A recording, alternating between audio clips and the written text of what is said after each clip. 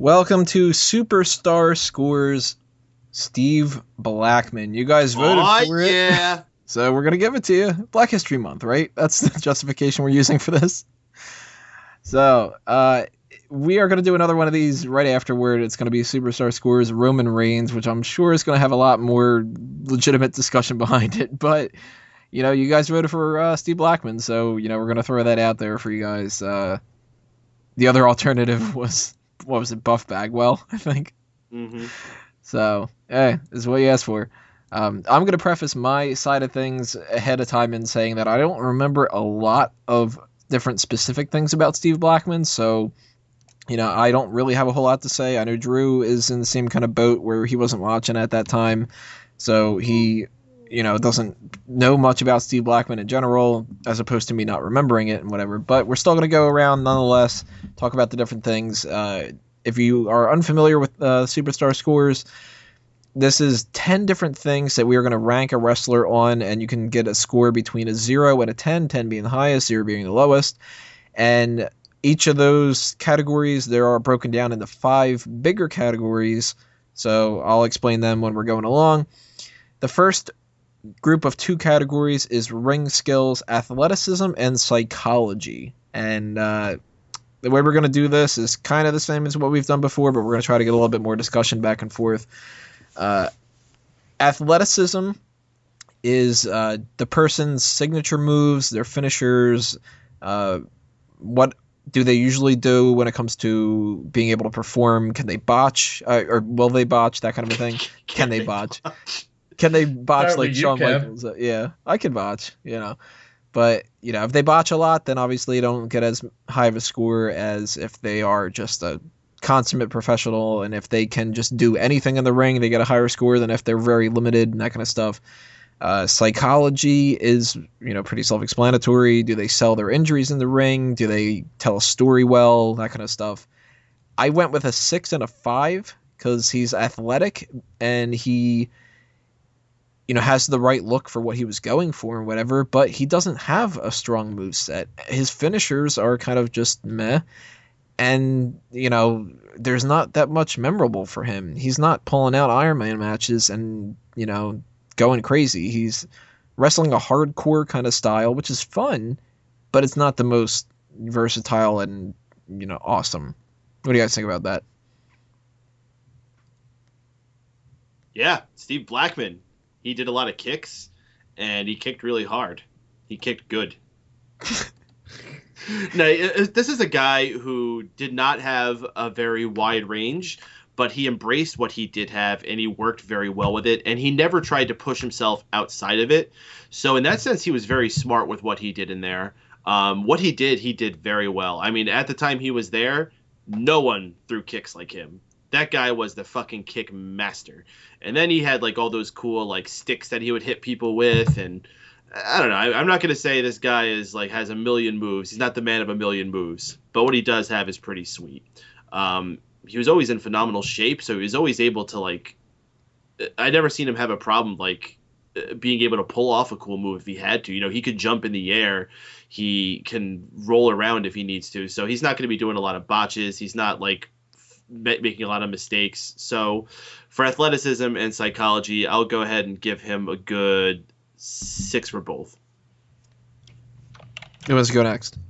Alright, so as far as the guy's athleticism in the ring, he was very much capable of any average run-of-the-mill stuff which you're going to see. And that's because the guy was in fantastic shape, but I felt he could have done a lot more if he had tried. Psychology-wise, he's very average too. He never pulled out any blockbuster matches. So I'm giving him a 6 for athleticism. I'm giving him a 5 for psychology. I have to pretty much agree with Peyton. He hit the nail on the head with everything he said. And Drew, what scores did you give him? Well, you guys are pretty much hit this nail on the coffin, like he said, but you're forgetting one What? important. He hit the nail on the coffin. Fuck you, coffin! Take this nail, bitch! Anyways, before I was rudely interrupted. You gave me answer. Anyways, you guys are forgetting one key crucial part of this, at least for athleticism. Not so much for psychology, It's just black in his name that bumps it up a couple points because all black people are athletic. So, with that said, I'm giving him a 7 for athletic and a 5 for psychology. Hey, Black History Month, everybody. Drew White talking about Steve Blackman on Black History Month. Isn't that the reason why you did this? No, because people voted for it. That's the reason why. Oh, I thought you. Just Oh, trying to save face for the people that are tuning in for the first time. Mike skills is the next set. We've got charisma and character. Charisma on the mic itself. Can you cut a promo? Do you stutter? Are you repetitive? Do you keep things fresh? The character itself is gimmick related. Can you pull off being a heel and a face? Are you interesting, or are you just a guy? And man, these are the two lowest that I gave him for this. A 3 for charisma and a 4 for the character. He had a character based off of how he had no character. And that didn't come from the very beginning. That came from them realizing that he had no character. He just was not a promo guy. And, I'm sure that he didn't get into the business to do that. So I can't fault him for it. I mean, he is there because he's a fighter. So he got into that. If he were in a different situation with MMA being more popular like it is now, back then, he probably never would have gotten into wrestling because it's not, something that he's got a real strong point in. But 3 and a 4 for me, not the best to go with for the mic skills. Let's just keep this going. Same pattern unless people want to jump in. Peyton? Yeah, Mike Skills, he did not have much to offer there. I think that as a strong silent type, though, he nailed it. So many people will say, well, if the guy can't talk, he could just be the strong silent type. And that's not true. You have to have a certain swagger if you're going to stand there and be the strong silent type. Not everyone can pull that off. And a good example of that would be like a Jackson Andrews. All right, that guy was not very good at being the strong silent type. He just stood there and looked goofy. Steve Blackman, he could stand there and look silent and look fucking scary. He's just going to have those crazy eyes looking at you. And when he does talk, it's like, I'm worried about this guy. So, but again, he was limited, but what he had, he did pretty damn good with. So I'm going to give him a 6. Lego or Drew? I want to go next. Going by how generic his name is, he obviously does have not much to offer. Just come on, Steve Blackman is a very terrible name. So I'm going to give him a 2 and a 1. Because why not? And Wago, is he going to get any higher than our scores or any lower or what? Okay, so for the promo, I had 3. And my giant explanation, what I have down in my notes, was he sucked. Was that the exact words you had? Nothing else, just he sucked. Yeah, quite literally. I didn't even use a period. Just he sucked. For character, I have 6. Because there's plenty of guys that you look at and goes, what's his character? He's a wrestler. Well, no, that was Steve Blackman. If you looked at him and saw what he was doing in his vignettes, the guy clearly had a direction. He was a martial artist. It wasn't he acted like a legit badass, but the issue was he never evolved that character, so I can't go much higher than 6. True that. Alrighty, we've got appearance, the physique, and his entrance. I don't really need to explain physique and entrance, do I? You give me an idea. What does that mean, Tony? Hey, I'll tell you what. I'll tell you who'll describe physique to you about Roman Reigns. Fucking Peyton over here. I give him a 7 for physique. He's not, the biggest, most muscular guy, but he never was supposed to be. So, it all depends on what character you're sort of trying to portray. More so than, you don't have to be 7 foot tall and, 300 pounds of muscle to be a good physique. He's in shape, he's fit. Fit bird. I was It's black. That reference. Entrance, though, I like that heartbeat kind of entrance theme and the whole kind of shit, the pop shank, showing off the fighting skills or whatever. That might work in something else, but there's more pageantry in WWE, and that has just no pizzazz to it or whatever. So I gave him a 4, 7 and a 4. Not really great. Kind of balances out to a middle of the range kind of thing. But what do you guys think? Is he better for appearance or worse? Well, physique, just as you said, he's not the largest guy there, but he was very cut. Yeah, I bet that guy's body fat count was very, very low, even to this day. Like he was just on WWE TV. What was that for the Raw 1000 that they had him on? I believe it was. Yeah, I have that in my notes too. He was more jacked than when he left. Exactly. He looked in phenomenal shape. Shit. I mean, wasn't there that story we had about how he was supposed to come out with like a show where he's a bounty hunter or some shit? So this guy obviously still is like cut and has been taking care of himself. So if I have to give anything good for him, I'm going to give it to physique. I'm actually going to give him an 8 on that one. As far as his entrance, it was what it was. You know, the music was okay. It wasn't anything catchy or awesome, but it did set a tone for him coming out there. You know, it had this like ominous, intense feeling as he's coming out there, and it built and built and built. I actually really liked how the Titantron matched with the music. How like it had that little spotlight that went along when it made that sound at the beginning, and then when it picked up with the Papa Shango, it showed him like swinging the sticks around in time with it and things like that. So it's then he kind would of come like out to the ring and like do spin kicks and stuff like that in time with the music. It was neat. It was fun. So it's kind of like with Brock Lesnar's theme now, where it does like all this stuff, like the light going on and off with the music. Mm-hmm. Sort of yeah. To a lesser extent, yes. And they do that with Seth Rollins too, like the like the lights going with it. I love Seth Rollins. But yeah, so for physique, I'm gonna give him an 8. For entrance, I'll go with you and give him a 4 because it's not phenomenal. There's no pyro or anything super cool, but it was done well enough. Oh, he lost points for me there. No pyro. No pyro. Just no pyro. What did you give him, Drew? Let's see, for physique, from the pictures I've seen of him, he's a very fit bird, as Sean would say, if only that bird was a female for him. But from what I see, like you guys said, he is not supposed to be this big, jack, 7-foot tall, muscular Brock Lesnar. He's in shape, and that's what really matters most in wrestling, is as long as you're in shape and you can work in the ring, then hey, you're going to be fine.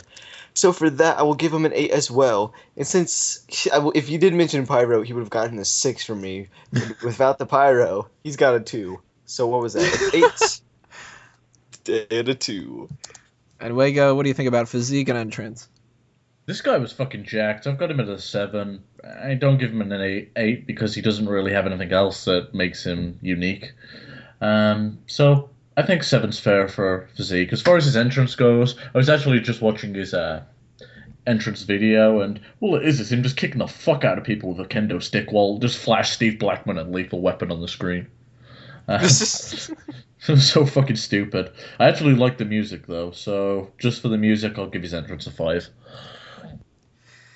Backstage is the next group. We've got professionalism and marketability, which kind of cross over in a little bit. This is usually the most confusing one to kind of pinpoint, but essentially they boil down to being a locker room leader or being problematic backstage, the politics in wrestling, getting put over and screwing people over.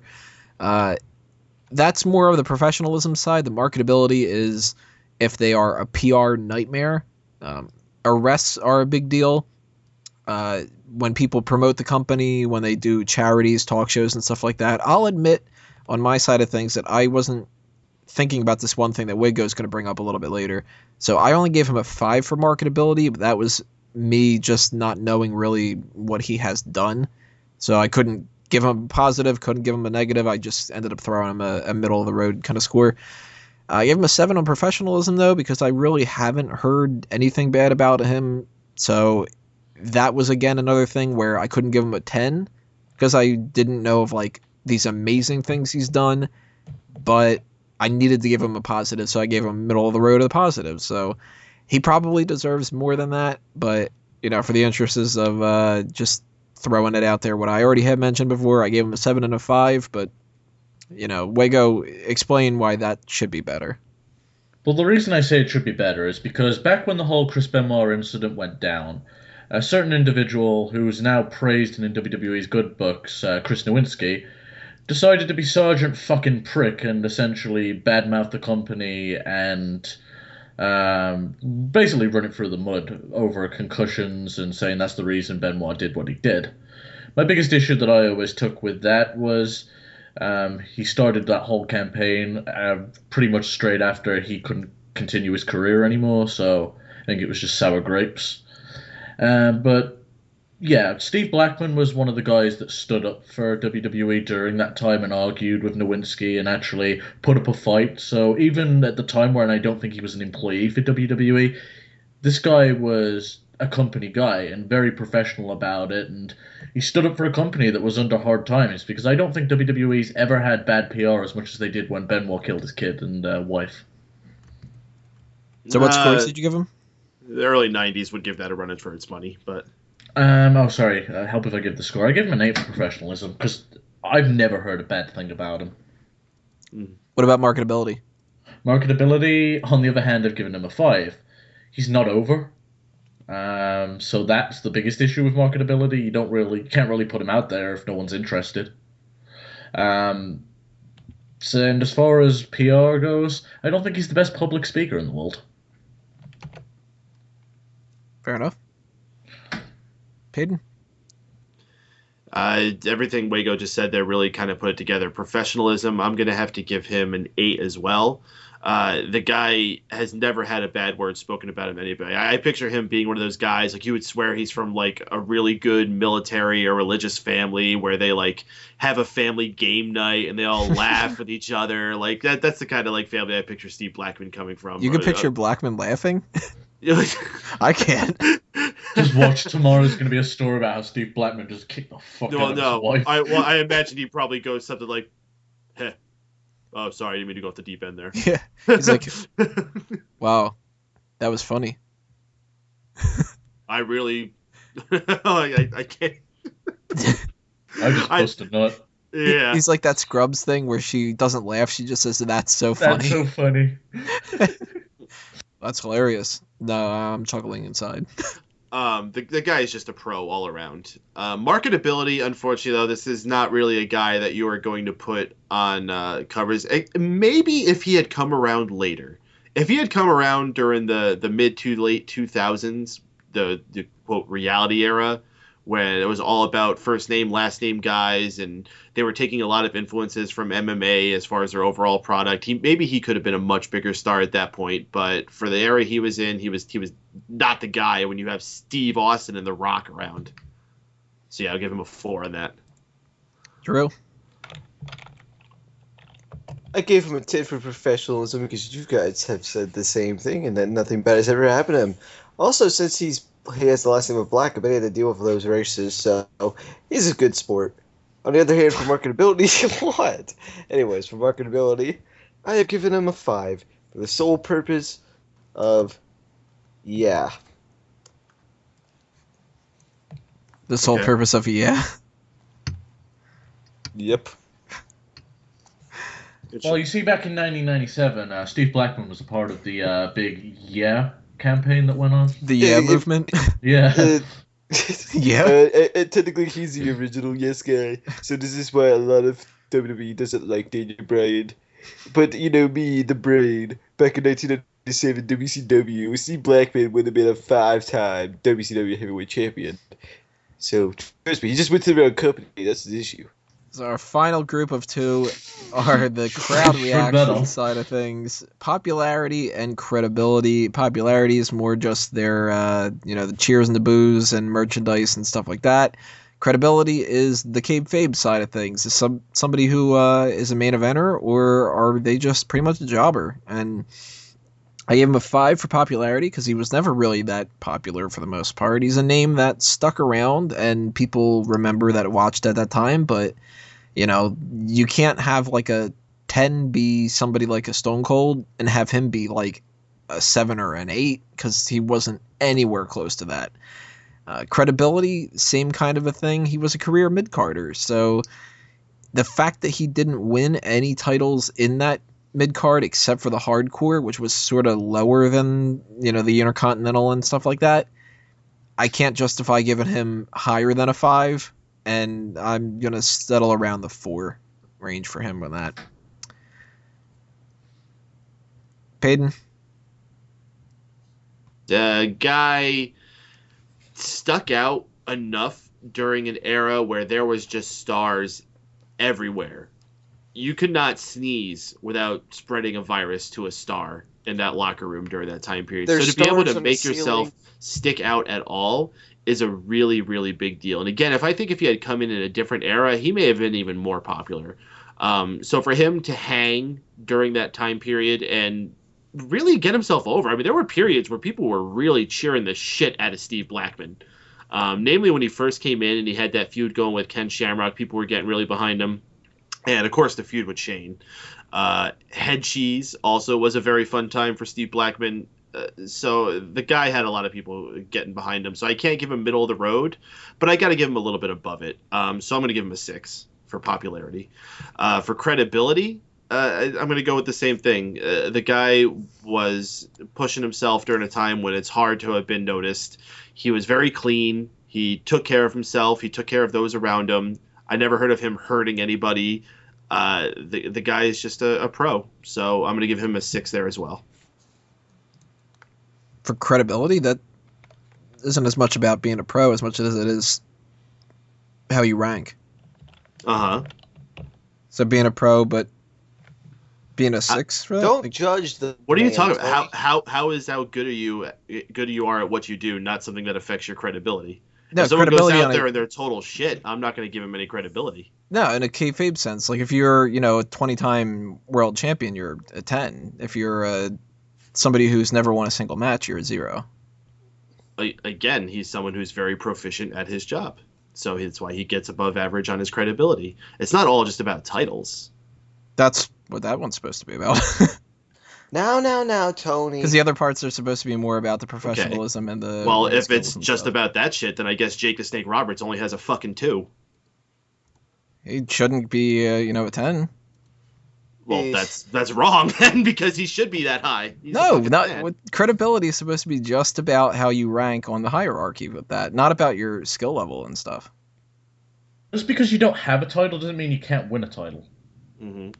You, Right, Well, but that also, like, did you ever see Steve Blackman being somebody who could be in the main event? Absolutely. Really? Based on my scores compared to what my Roman's going to be, they're not far off, so apparently yes. Oh, all right, fair enough. Wait, Again, so this was a time where he was there with 17 other people who are main event champions. If they weren't there, I could definitely see him a guy who was slotted in there for a short run as someone to challenge whoever was the big title holder of the time, whether it was Austin or Rock or whoever it was. all right, Wago, what do you think? Okay, so for popularity, I have 4, and that's just because there was a lot of over guys during the Attitude Era, and like I put him on, like he's above what Blue Meanie's popularity was, but he wasn't much more than that. So yeah, like he was above Blue Meanie and the Mean Street Posse. Fucking Mean Street Posse was awesome, by the way. I don't know. I Uh, like the Blue Street Posse a lot better. Thanks for that, Drew. You're welcome. Credibility, I've cut as a 5. I think he got over a lot during the hardcore title feud with Shane, and a lot more people brought into him because of that. He came off as a guy that legitimately could kick your ass, and so yeah, he's legit to me. Credibility 5. Pretty True. average Joe. Average Steve. He's a pretty average Steve. I gave him a 6 for popularity for the sole purpose that if he was just a nobody, we wouldn't be talking about him now. And for credibility, I gave him a 6 as well because, hey, if you're hardcore, you're hardcore, and you win 6 hardcore championships, you win 6 hardcore championships, so he gets a 6. That's pretty smart logic. So, what are your final scores, everybody? Drew, I'll start with you. Listen, Steve Blackman was a slightly above average character, okay? He gets a 52 for me, which is a lot better than I thought from a man who I've never heard of before. I've heard of Steve Blackman before, but you get the idea. Peyton? I'm not too far above the halfway point, but he does, well, again, pretty much the average age I've been given throughout this whole entire thing. 60 points. Wago? I'm not far off from Payton, but a little more. I've given him 64. Holy shit. And I actually ended up with a dead center 50 out of 100. So, maybe that should be higher for the professionalism side of things and stuff. Maybe it should be like a 55 or something like that. But Blackman is a solid mid-carder kind of guy, and that isn't a bad thing either, because you need Biggest mid-carders. thing I took away from all this is he's better than I thought he was. Because when you actually analyze someone, you're like, you know what? If he came up in today's WWE, he might have a shot. I don't know. I think He's Kane not Kane. has a No, shot right now. Yeah, he doesn't have as much of a shot as Kane does. I am curious, though, whenever we do Superstar Scores Buff Bagwell, what he ends up getting. I guarantee Blackman's beaten out Buff Bagwell. Now, do we remember what Bob Core got? Because that's what we had happen with him, too. Like, we did Superstar Scores Bob Holly, and we ended up realizing that he was much better than we just thought of him as, like, some joke before. Didn't RVD lose to... Oh, RVD did awful. I think that right now I might have Blackman at the lowest. I might have RVD at the lowest. I'm trying to look back at my scores. I know, like, Shawn Michaels and Triple H and all that, they're far above and beyond what we had done. I never really calculated what everybody else had done. Oh, you know what? Looking at it right now, Bob Core got a 51 out of 100 for me. And Rob Van Dam got a 45. So there you go. Steve Blackman's better than Rob Van Dam, apparently, to me. Yeah, even if we did an average score between all of us, it's still better than your RVD score. Yeah. The RVD would be a lot higher if I had voted on that. Yeah, you probably would have given him like a 90 out of 100 because you're a big fan. So there you go. In my mind, at the very least, Steve Blackman better than RVD. Maybe I would go back and change that. Maybe I was just mad at RVD or something. I don't know. But I don't know. Shrug. I do think Steve Blackman and Bob Holly are about the same overall. So 50 and 51 makes sense to me. But we've got one more Superstar Scores to do, and that's coming up in the next part, Roman Reigns. So stay tuned. Click on that next video, everybody.